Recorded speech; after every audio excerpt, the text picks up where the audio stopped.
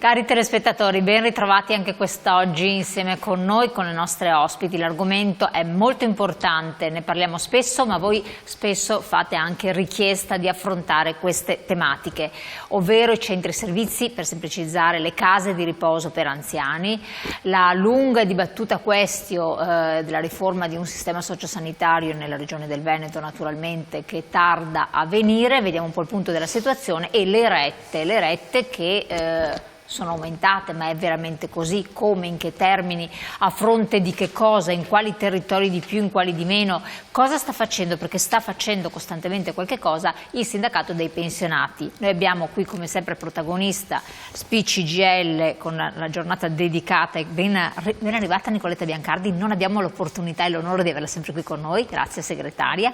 Abbiamo il piacere però di avere con noi anche Tina Cupani, segretaria generale FNP CIS del Veneto, ben arrivata, ben ritrovata. Grazie. E anche Deborah Rocco, segretaria generale WILP Veneto. Grazie anche a lei. Grazie mille.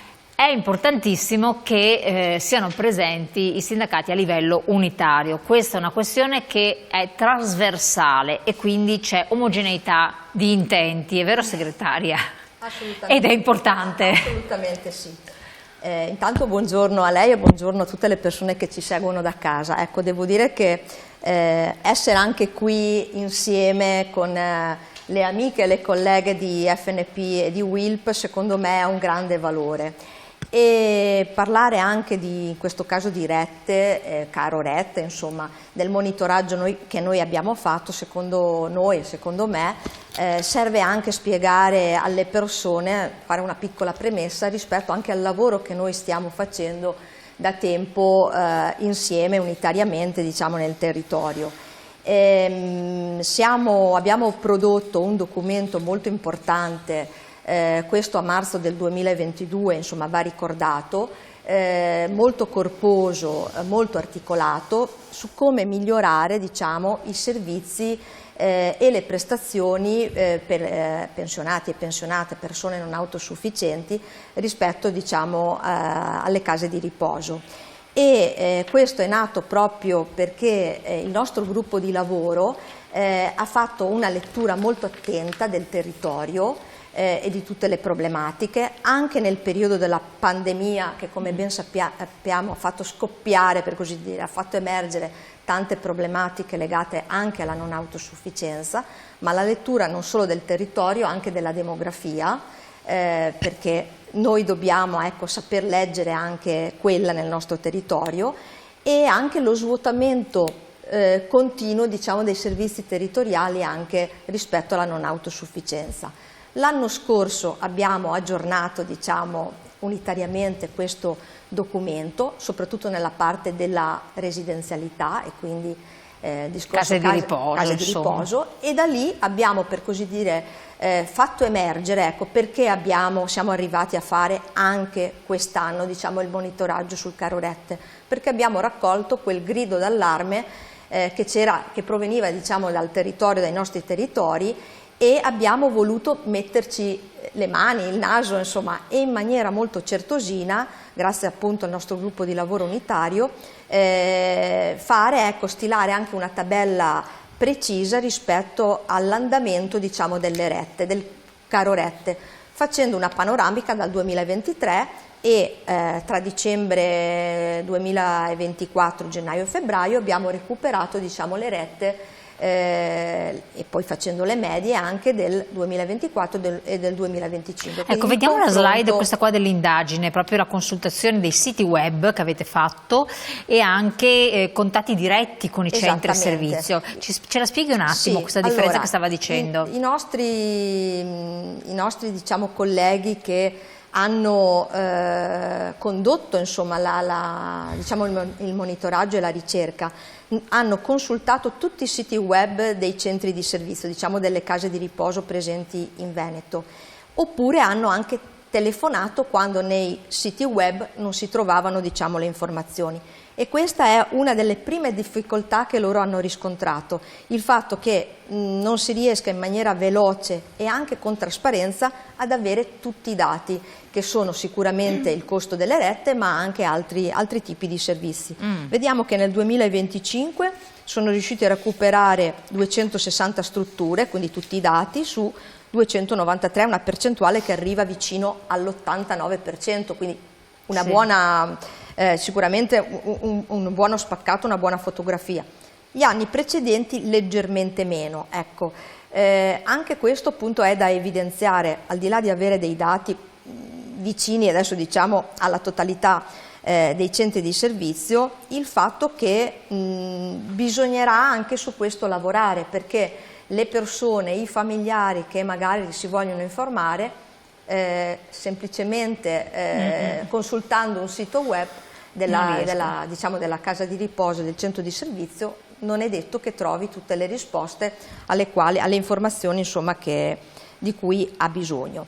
Poi c'è un'altra cosa che è sempre una variabile che è molto interessante, sì, per farla capire ai nostri telespettatori, è che non tutti i tipi di residenzialità sono uguali a se stessi, perché c'è chi per lo più, vabbè, le stanze dovrebbero essere a 2 posti, un posto, ci sono anche quelle ancora più posti. Giustamente le rette variano a seconda di alcuni elementi, ad esempio il tipo di camera, perché può essere una camera singola con il bagno piuttosto che una camera con più letti, e quindi anche qui giustamente cambia il tipo di retta, ma anche i servizi che può offrire un centro di servizio, ad esempio il servizio della lavanderia.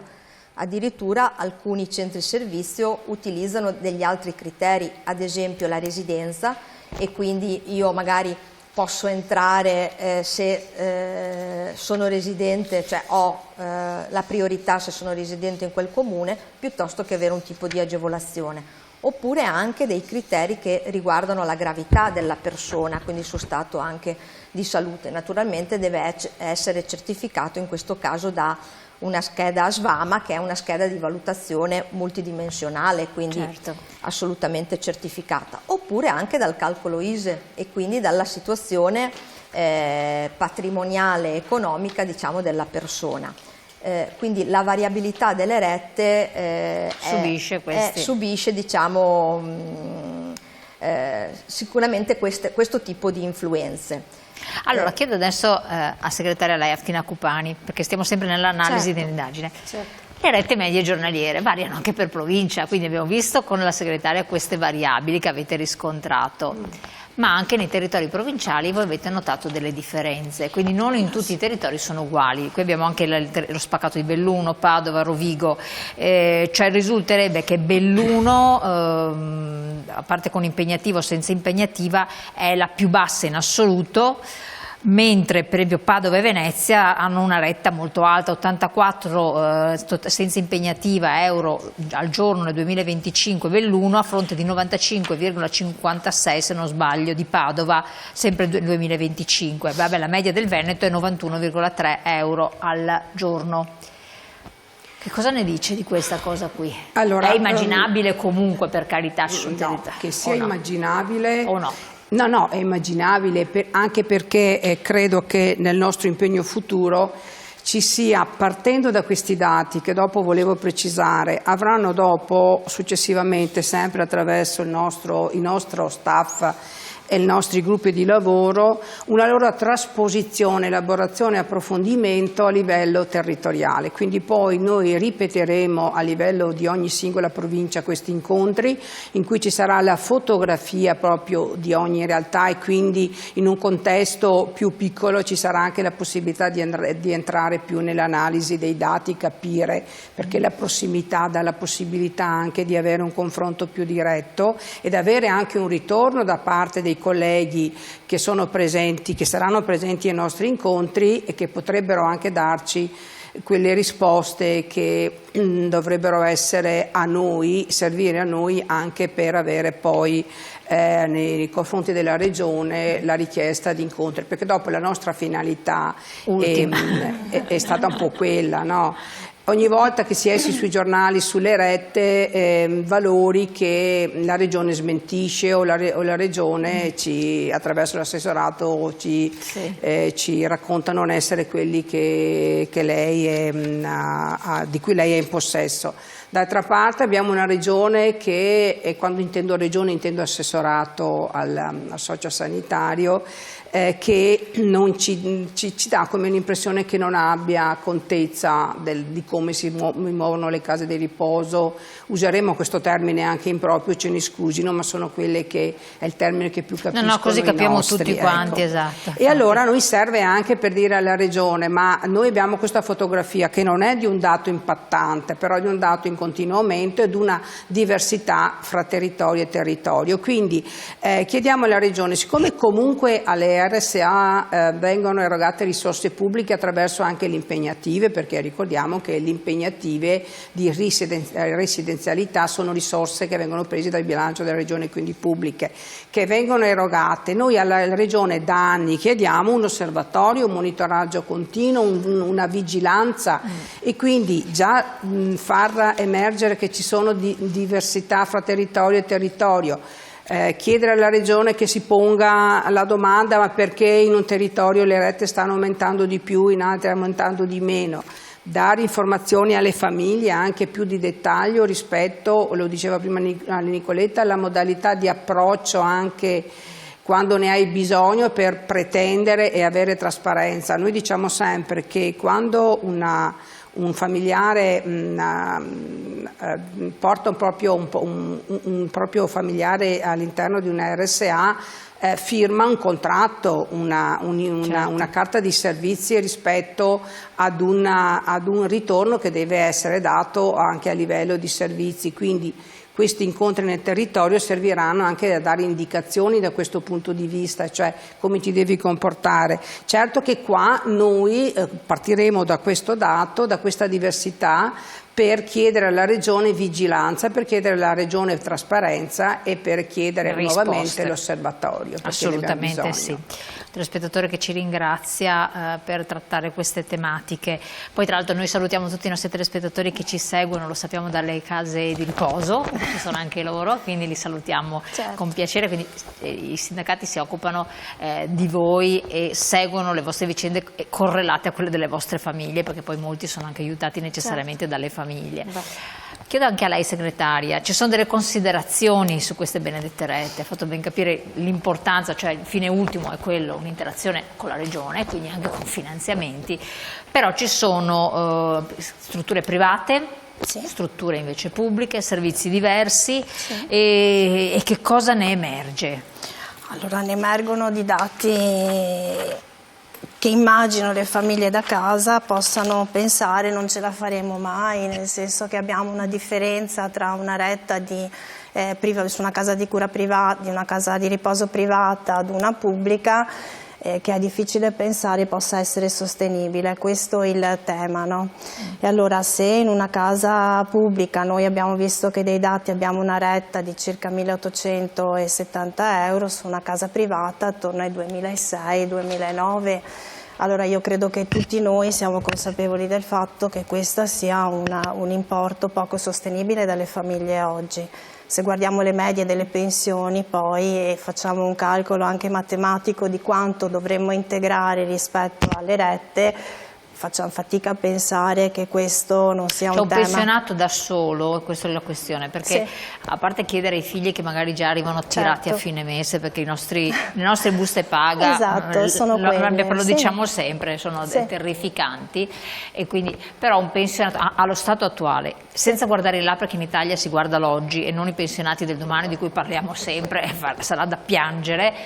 Mettiamo che riesca ad arrivare a 1.500, comunque per una struttura pubblica è 1.859 la retta, con impegnativa, senza impegnativa 2.685. Allora ci vuole l'integrazione della famiglia o delle famiglie, che non si sa come fanno ad arrivare perché non tutte ce la fanno, o come dicevo un pensionato solo, come fa? Un pensionato deve solo vendere tutto quello che ha, queste poi gli ultimi studi e le ultime ricerche parlano anche di una crescita esponenziale delle vendite delle nude proprietà. Sì, infatti. Allora tu hai il pensionato, l'anziano non autosufficiente che deve per forza andare in una casa di riposo e quindi la vendita della nuda proprietà. Una volta avere la casa di proprietà significava poter lasciare ai figli qualcosa anche per loro, oggi diventa lo strumento, quello che ti consentirà di pensare a quando non sarai non autosufficiente. E allora l'aspettativa di vita che si allunga, l'invecchiamento della popolazione, dobbiamo tener conto che comunque gli ultimi anni della nostra vita avremo bisogno di qualcosa. Lei dice noi siamo abituati a ragionare sull'oggi, io penso che in questo momento non possiamo più fare questo tipo di ragionamento, non bisognerebbe.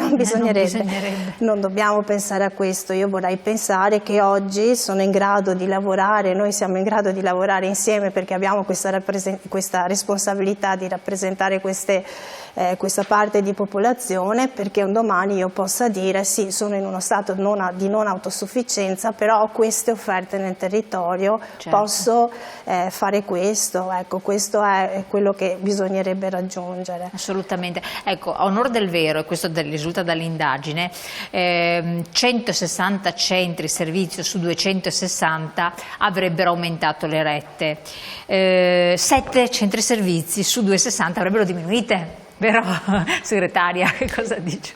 Beh, insomma, bisognerebbe anche magari approfondire come hanno fatto questi, esatto, che sarebbe anche interessante poi andare nel particolare, però insomma adesso al di là di queste battute sì. Non hanno proprio per fare un'analisi, no, visto che avete i dati. Cioè, la stragrande maggioranza hanno aumentato le rette e i costi.